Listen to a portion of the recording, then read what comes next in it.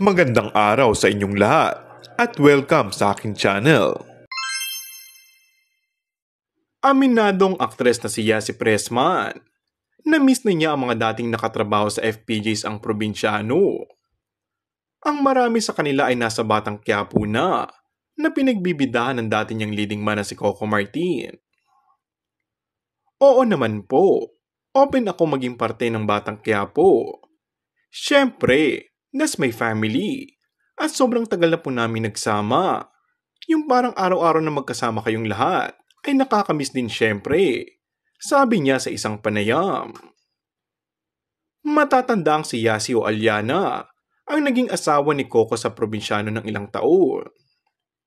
Sa kabila nito, biglang nawala ang kanyang karakter sa kalagitnaan ng palabas. Dahilan para hindi niya abutan ang pagtatapos ng longest running drama series sa telebisyon ng mga Pilipino. Sa ngayon ay wala pang napapabalitang bagong love team si Coco sa nasabing serye. Bigla kayang makatambal ni tanggol si Yasi sa hinaharap. Samantala, nagpapasalamat siya sa mga taga-ABS-CBN dahil nung nagpaalam daw siya kay Miss Cory Vidanes, kaagad daw siyang pinayagan. Ngayon naman po, sinabi nga po kanina, wala na pong network wars.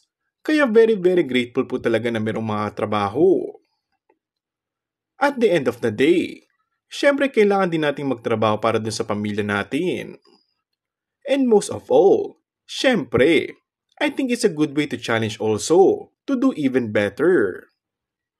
At syempre pa, lagi ko pa rin pong pinapanood ng Batang Quiapo. At syempre ang buong pamilya ko po doon, kasama si Coco. Napakagaling pa rin naman po talaga. Sobra! Kung bago ka lang sa aking channel ay mag-subscribe at pindutin na rin ang notification bell. Maraming salamat!